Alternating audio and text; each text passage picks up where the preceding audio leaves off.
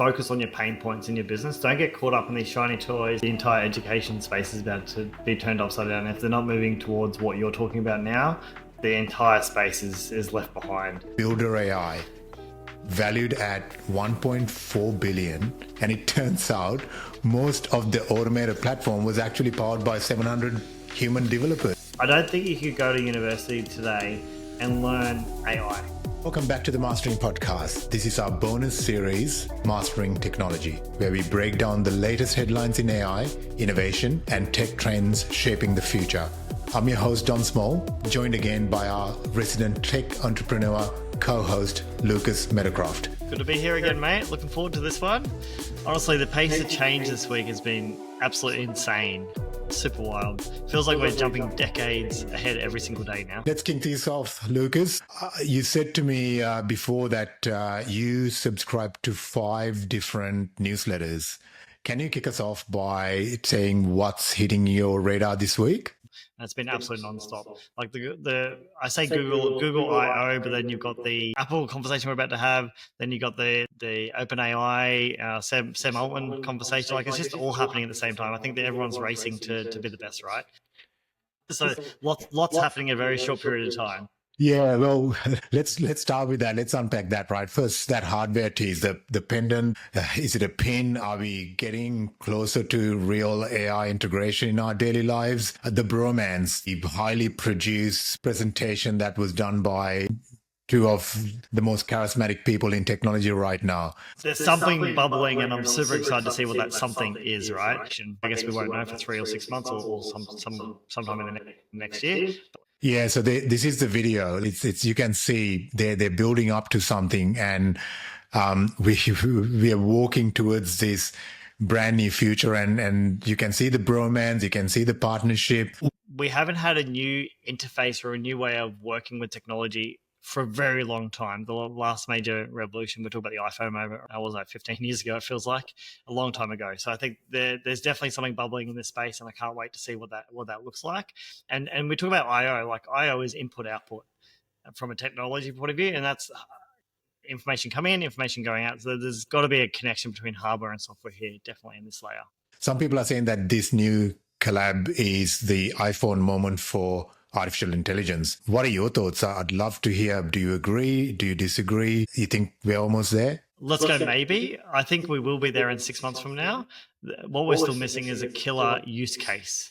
So there's a really great statement from both Altman and Johnny Ive around this, but essentially we've been missing this interface from a hardware software integration perspective for a very long time. It's completely outdated. I believe that's definitely bang on, and there's a huge opportunity in this space that no one's really killed it just yet. So it's definitely something coming and around the corner. And I think this is what iPhone did amazingly well a long time ago.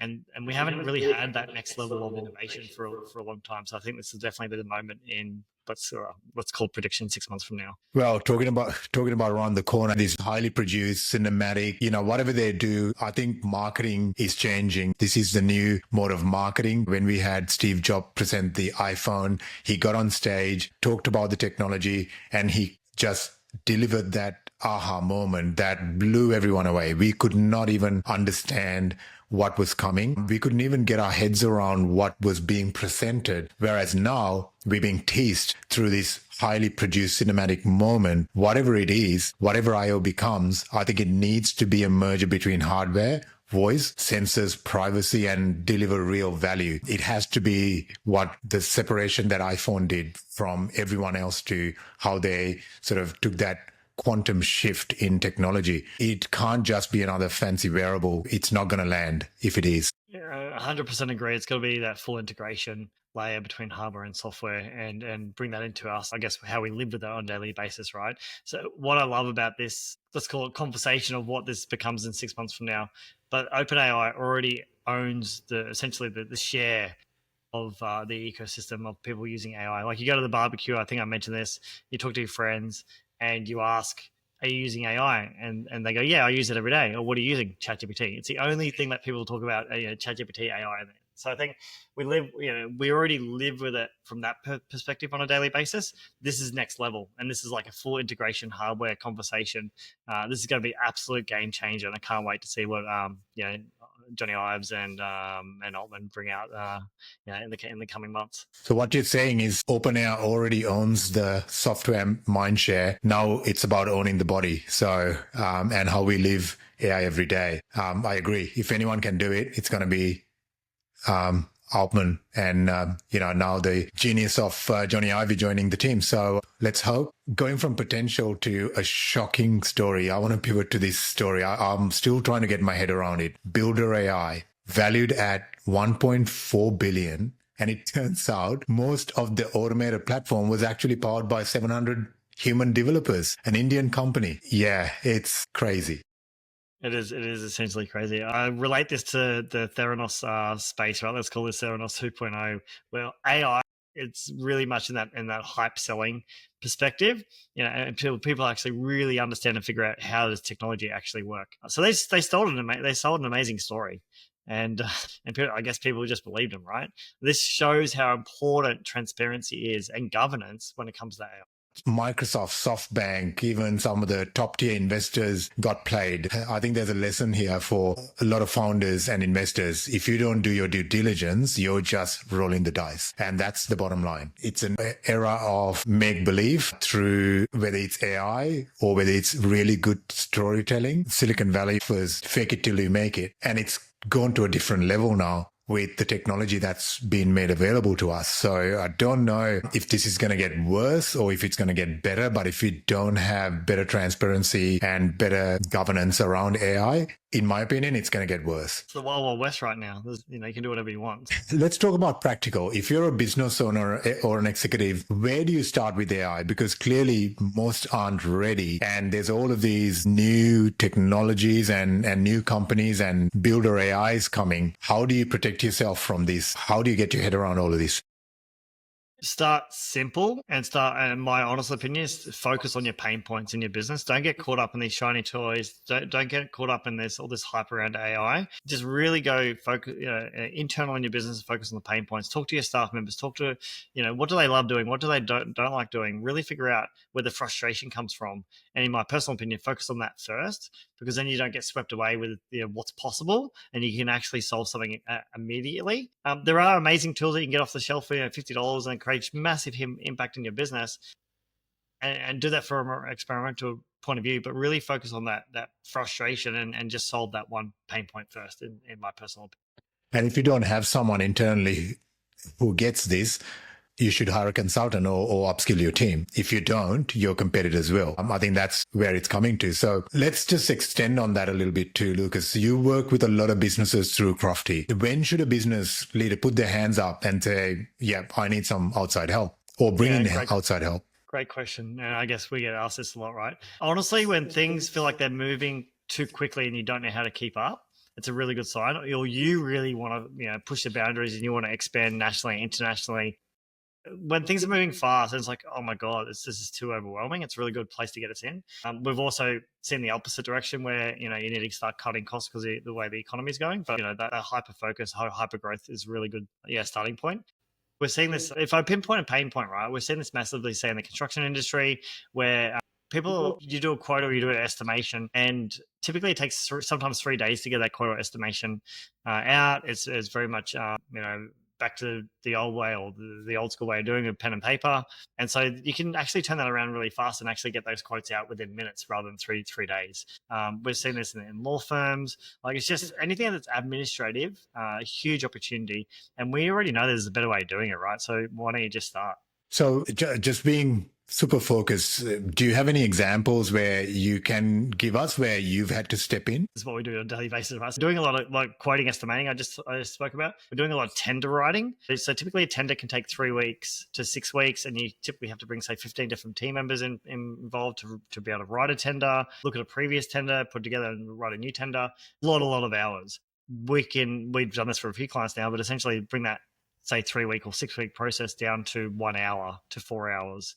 So it's just like it dramatically drives down the cost to even put a tender together. And the accuracy is huge, 95, 98%. It's incredible. That's I guess a larger example. But if I talk about the quote or estimation, we're now getting quotes and estimations out within 2 to 3 minutes when it was taking them like 3 days because of all the back and forth and communication and figuring out all the data and collecting all that data. We can streamline that process to a few minutes now. So it just allows companies to, one, quote faster, win jobs quicker, and be better than their competitor. So when people talk about AI taking your jobs, it's not really about replacing your team. It's about giving your team superpowers. I think that's where we're going. I love that. I'm going to use that quote, Don. They're definitely giving your team superpowers. I guess I love to talk about job satisfaction, right? And I've never spoken to someone, and I've now interviewed more than 10,000 people. I've never spoken to someone and they say, I love doing the administrative work. I love doing the admin grunt work. No one's ever said that to me ever.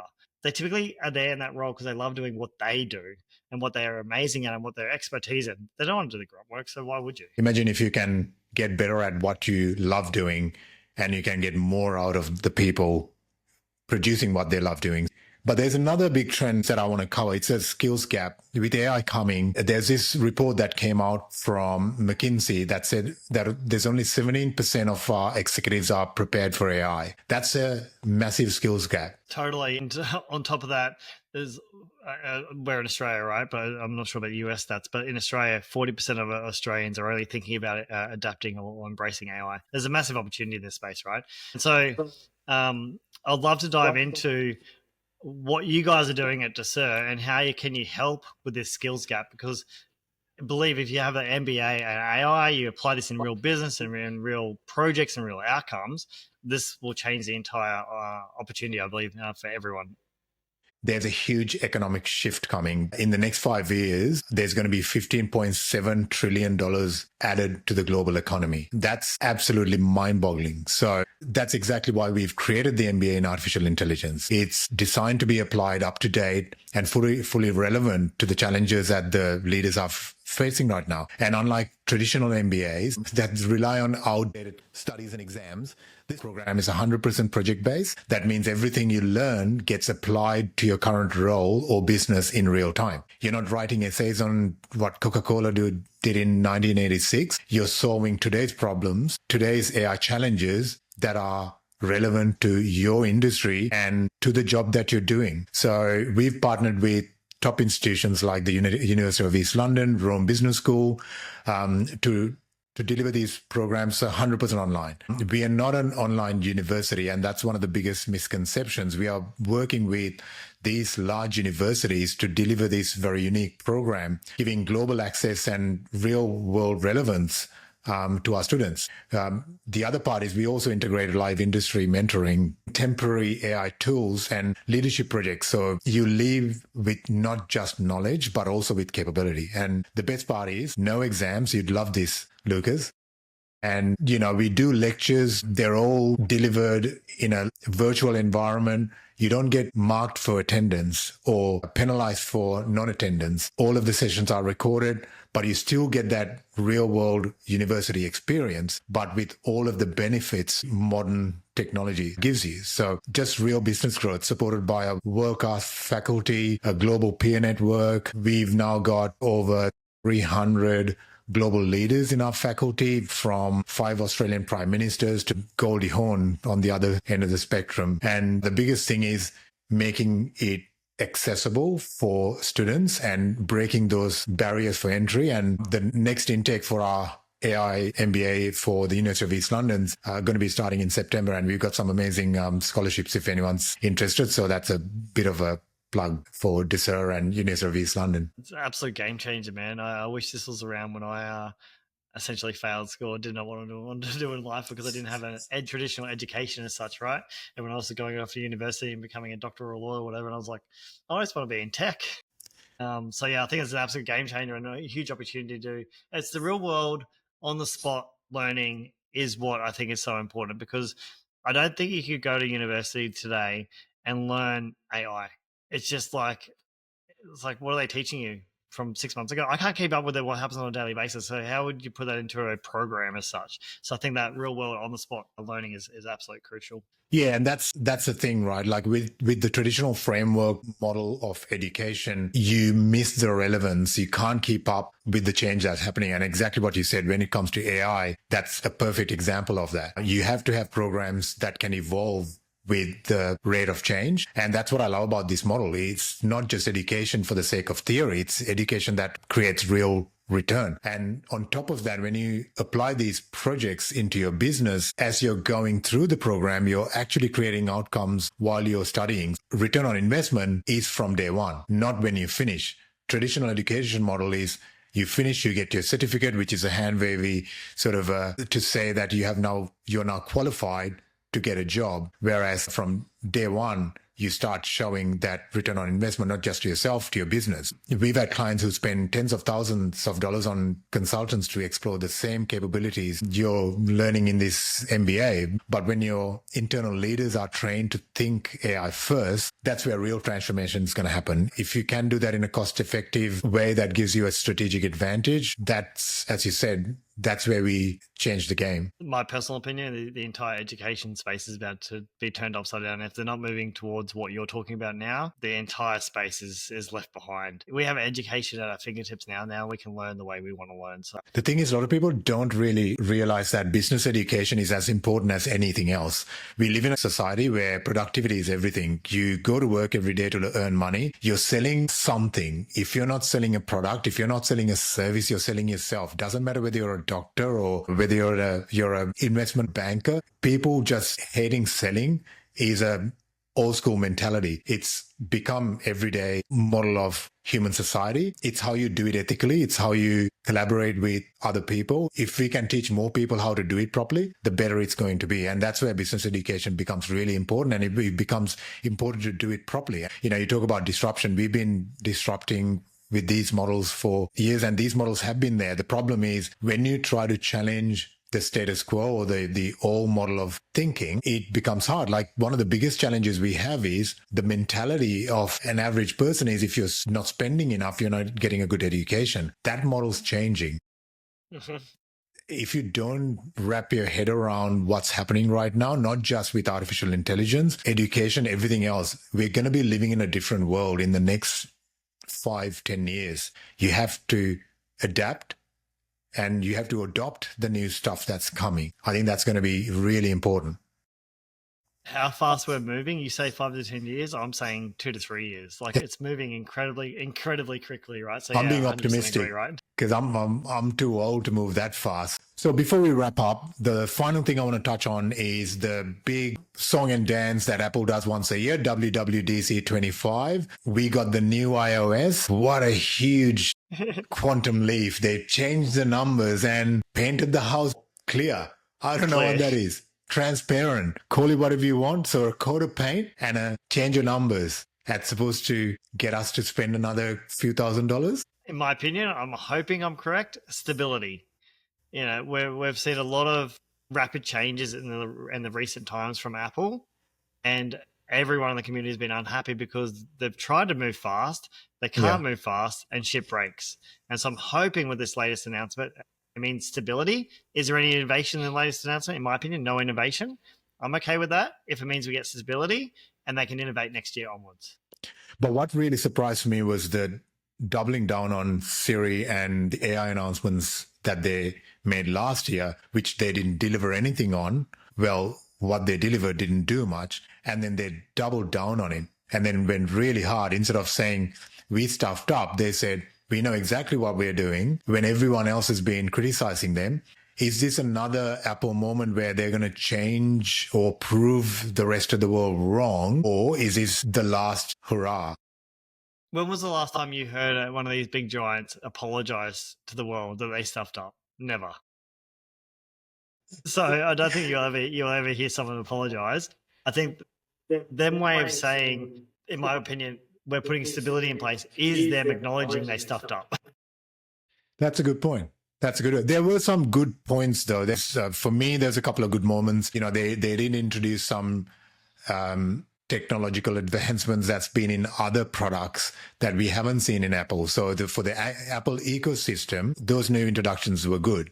The live translation, call screening, even to the little adjustments they've made in the AirPods with a studio grade microphone ability, whether that's real or not, and in camera control through your AirPods. So there's some really good stuff in there, but I think it unfortunately got overshadowed by the fact that they couldn't deliver anything from WWDC 24, and they were promising even more in WWDC 25. I don't want to go too much into it, Dom, but what I think you're talking about though is feature enhancements. You're not talking about anything new, right? And I think this last 12 to 18 months has shown that they've got to a size of a company that they're not focused on innovation. They're focusing on, in my opinion, stability. Let's try and get the community back on board. We don't want to lose our user base to someone else. Get that right. And then I'm really hoping, because I haven't seen anything in the headlines yet, I'm really hoping next year they come out with a massive bang and a game-changing device or massive, it's not next year, it's now. Or something. They usually get two opportunities every year to blow us away. One is the software event, which is the one we just had. Then they have a hardware event, which is where they announce their iPhone, the new iPhones and the whatever else they're going to bring out. Let's hope. If they can't be the innovator in software, let's see if they're a hardware company deliver. I can't see it happening this year. I'm going to call it now and say next year. We've covered a lot. We wanted to make this short and sweet. I think we've achieved it. Just going to do a quick wrap up. AI's iPhone moment is either coming or it's already here, or we've already heard the pitch. And is it hype without substance? Builder AI has proven it doesn't really last and it can happen. And then is Apple still in the game? Innovation, or are they just copy and paste? Honestly, I really hope Apple's still in the game. I really hope next year they come back with something amazing. That's my last take I'll put on the Apple spin. Sort of sums up the last couple of weeks or the last month. I really want to do this once a week, half an hour worth of a technology wrap up. I think there's a lot of value. Yeah, absolutely. Like, I'm thinking about this, Don, and I think it's a bigger opportunity. Like, I'm diving into these newsletters on a daily basis, watching YouTube, finding out what's coming out. I can't keep up enough, but if I can share some insights that I've learned in the last week to the audience, I think it would be amazing. So yeah, definitely sign up, subscribe, share this with someone who's also wanting to explore AI. Anyone who's still using Internet Explorer, anyone back stuck in the old ages, I'd love to share this conversation with you. If you're listening and wondering how to catch up or get ahead, now is the time. It's the perfect opportunity for you to be part of the game. Whether it's engaging with a consultant or it's about the MBA or the tools that you're using for the business, reach out to us. So yeah, stick around for next week. I'm looking forward to doing a bit of a deep dive. Cheers, mate. Cheers. Hope you enjoyed this exciting episode of the Mastering Podcast. If you got value from today's conversation, hit that subscribe button now and share this episode with a friend. Until next time.